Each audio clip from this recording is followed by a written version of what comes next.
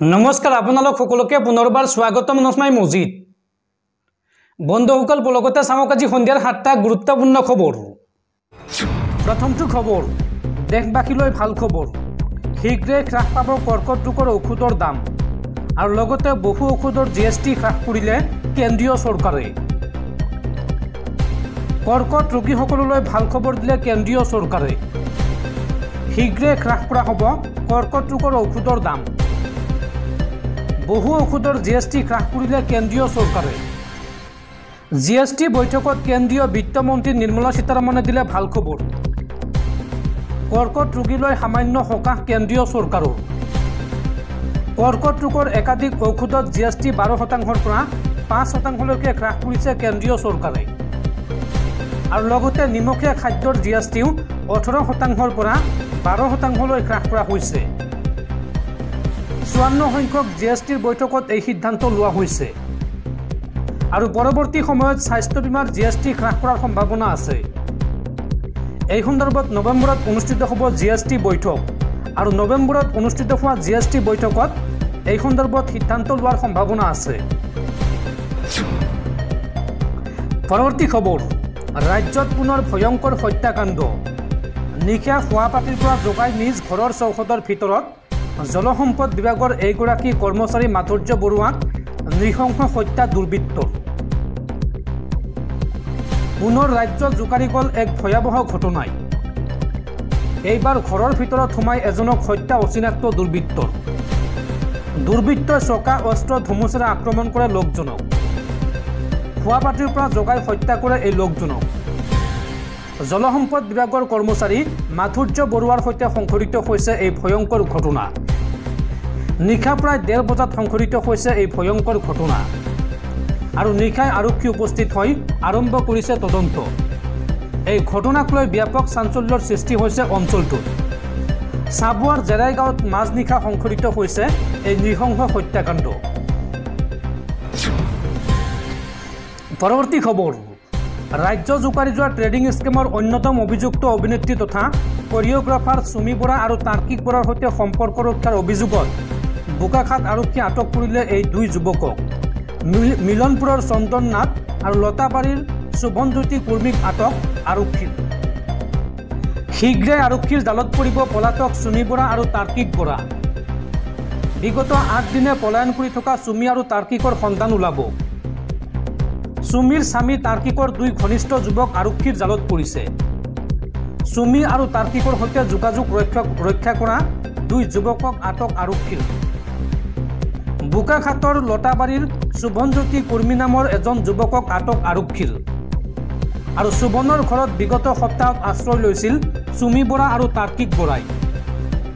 উল্লেখযোগ্য যে 2016 চনৰ পৰা তাৰ্কিকৰ সহযোগী হিচাপে কাম কৰিছিল এইগৰাকী শুভনে আৰু শুভনজ্যোতিৰ পিছতে মিলনপুৰৰ চন্দন নাথ নামৰ যুৱকজনক আটক কৰিছে আৰক্ষীয়ে।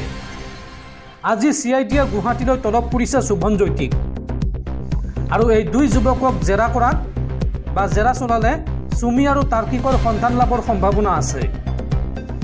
দৰ্শকসকল আৰু বহুতো গুৰুত্বপূৰ্ণ খবৰ আছে। তাৰ আগতে আপোনাক জনাওঁ যে যদি আপুনি এতিয়ালৈকে এইটো ভিডিঅ'ত লাইক কৰা নাই তেন্তে এতিয়াই ভিডিঅ'টোত লাইক কৰি দিয়ক আৰু এনেকুৱা ধৰণৰ ভিডিঅ'সমূহ নিতৌ চাবলৈ চেনেলটো ছাবস্ক্ৰাইব কৰি কাষত থকা বেল আইকনটো প্ৰেছ কৰি ৰাখক।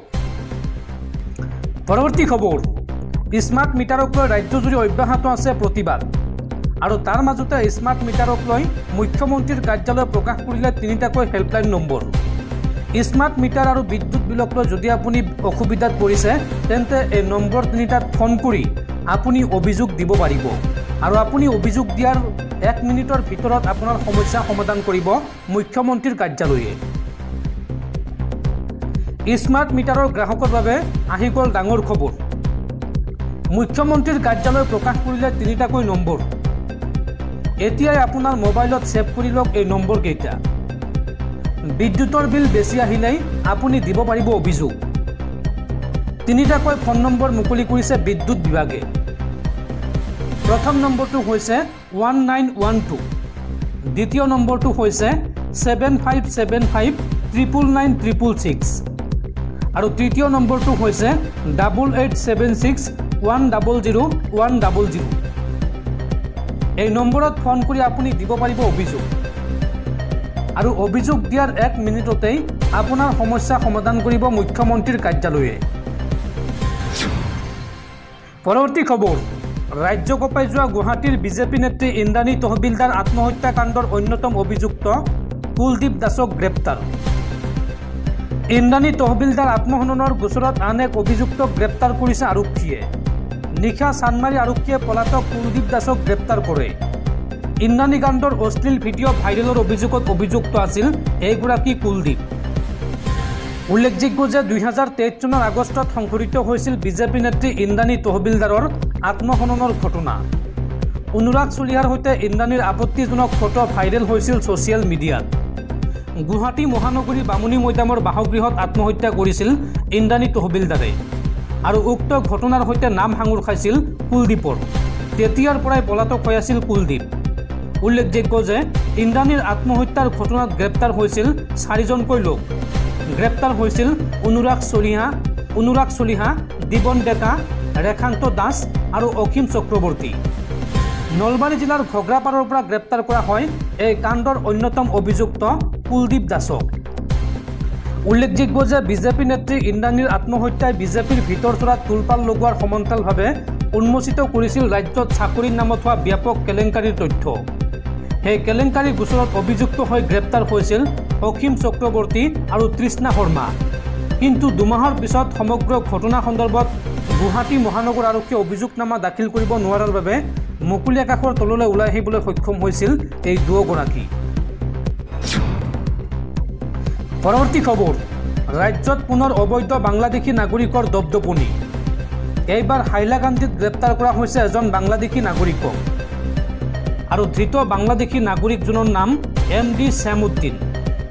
ধনীপুৰ গাঁৱৰ পৰা আৰক্ষীয়ে আটক কৰে MD শ্যামউদ্দিনক। 12 বছৰ ধৰি ভাৰতত বসবাস কৰি থকাৰ তথ্য পোহৰলৈ আহিছে আৰু তাজউদ্দিন চৌধুৰী নামৰ এজনৰ ঘৰত আছিল এই বাংলাদেশী লোকজন।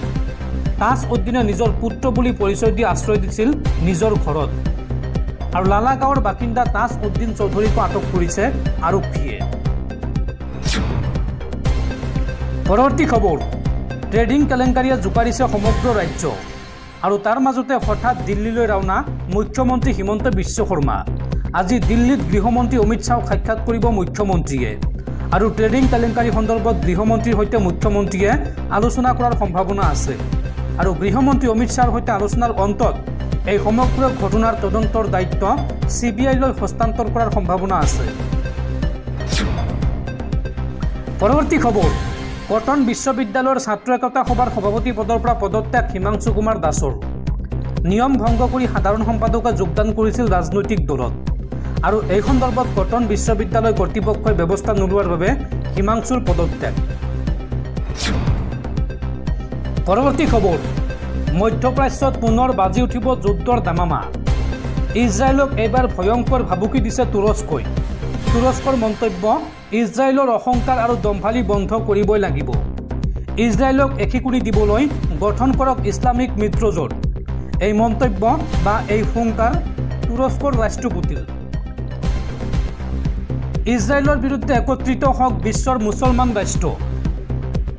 ইজৰাইলক একিকুৰি দিবলৈ গঠন কৰক ইছলামিক মিত্ৰজোঁট।